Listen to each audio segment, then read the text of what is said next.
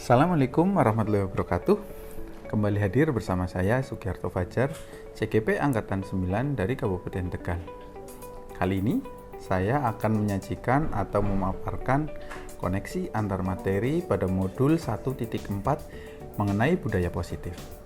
Setelah mempelajari modul 1, mulai dari modul 1.1 tentang pemikiran KHD, modul 1.2 tentang nilai dan peran guru penggerak, modul 1.3 tentang visi guru penggerak, dan modul 1.4 tentang budaya positif. Saya menyadari bahwa peran saya sebagai seorang guru sangatlah penting, karena harapannya adalah saya menjadi seorang pemimpin pembelajaran yang baik di kelas maupun di sekolah secara umum. Hal ini dapat terwujud secara optimal jika kolaborasi dilakukan oleh semua warga sekolah tanpa terkecuali. Saya menjadikan pemikiran KHD dan nilai serta peran guru penggerak sebagai landasan saya dalam melaksanakan tugas sebagai pemimpin pembelajaran dalam pelaksanaannya.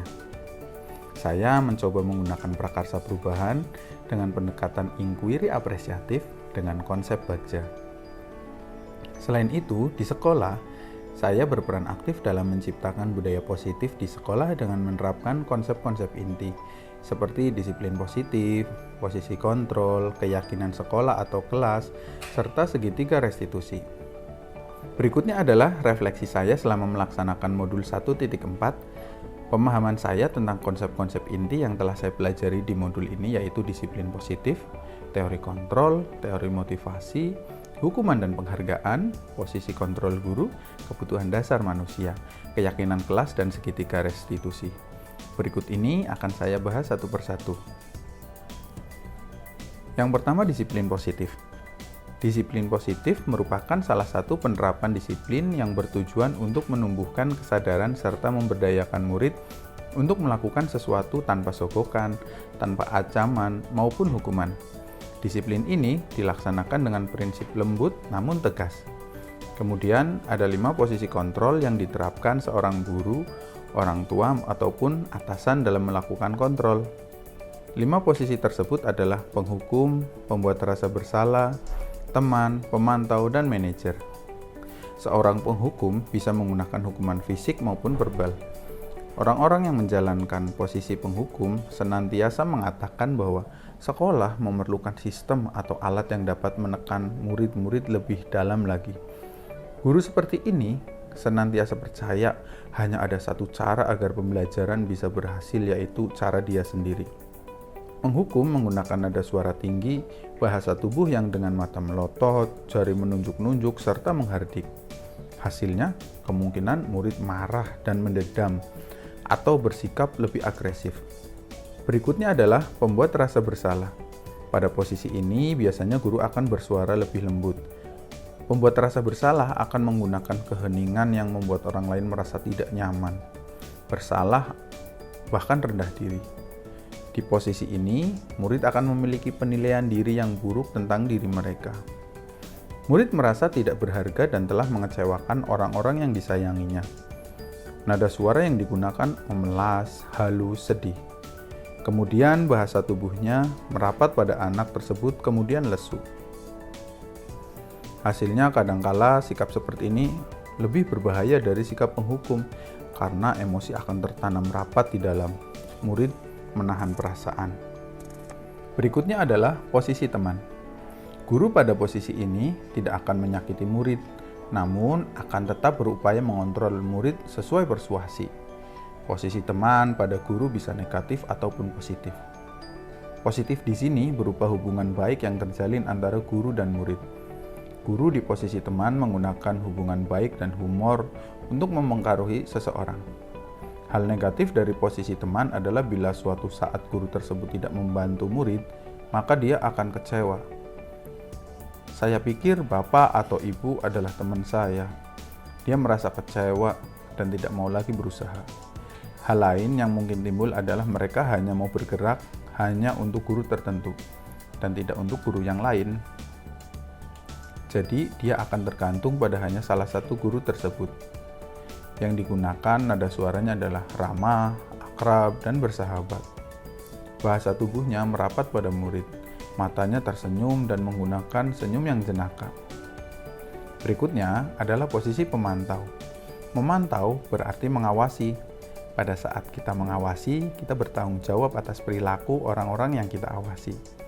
Seorang pemantau sangat perhitungan dan catatan yang digunakan sebagai bukti atau perilaku seseorang. Posisi ini akan menggunakan stiker, slip catatan, dan daftar cek. Posisi pemantau sendiri berawal dari teori stimulus dan respon yang menunjukkan tanggung jawab guru dalam mengontrol murid itu sendiri. Pada posisi pemantau menggunakan suara yang datar dan bahasa tubuh yang formal. Yang terakhir adalah posisi manajer. Posisi ini guru berbuat sesuatu bersama dengan murid, mempersilahkan murid mempertanggungjawabkan perilakunya, mendukung murid agar dapat menemukan solusi atas permasalahannya sendiri. Pada posisi ini, murid diajak untuk menganalisis kebutuhan dirinya maupun kebutuhan orang lain.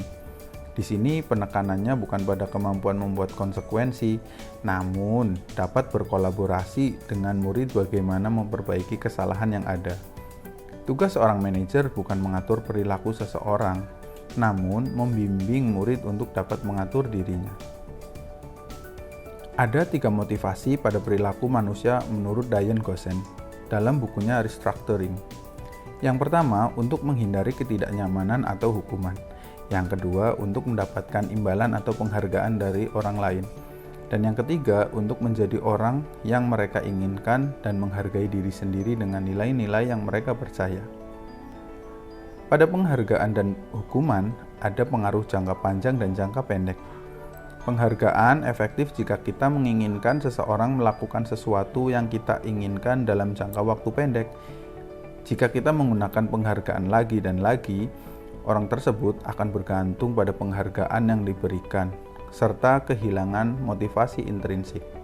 Mereka yang percaya bahwa mereka tidak memiliki kesempatan untuk mendapatkan penghargaan akan berhenti mencoba.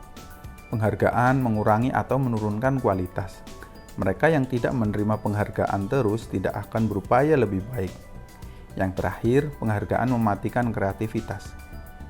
Berikutnya adalah 5 kebutuhan dasar manusia, yaitu yang pertama bertahan hidup, yang kedua penguasaan, yang ketiga kasih sayang dan rasa diterima, yang keempat kebebasan, dan yang kelima adalah kesenangan. Berikutnya adalah keyakinan kelas.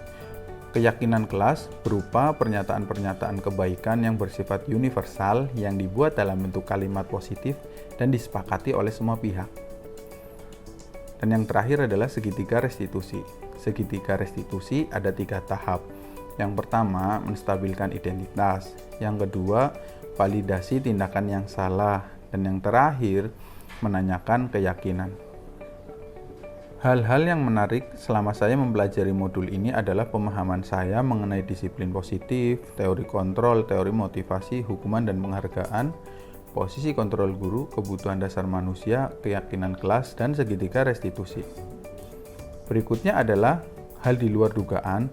Ternyata saya beberapa kali sudah mencoba menerapkan segitiga restitusi, dan hasilnya beberapa ada yang gagal dan banyak juga yang berhasil, walaupun dalam pelaksanaannya masih jauh dari kata sempurna.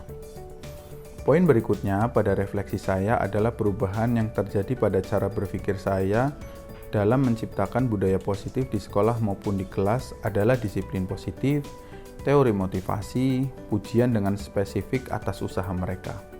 Kemudian posisi kontrol guru terbaik adalah sebagai manajer. Kebutuhan dasar manusia yang harus dipenuhi, kemudian keyakinan kelas yang dibuat bersama-sama, dan segitiga restitusi dalam menangani murid yang sedang bermasalah. Poin berikutnya saat refleksi adalah pengalaman yang pernah saya alami terkait penerapan konsep-konsep inti dalam modul budaya positif, baik lingkup kelas maupun di sekolah. Saya menggunakan posisi manajer dan menerapkan segitiga restitusi di kelas, baik dalam pelaksanaan layanan maupun sebagai pembina ekstrakurikuler. Perasaan saya ketika mengalami hal tersebut lebih tenang dan lebih puas dengan proses yang saya jalani.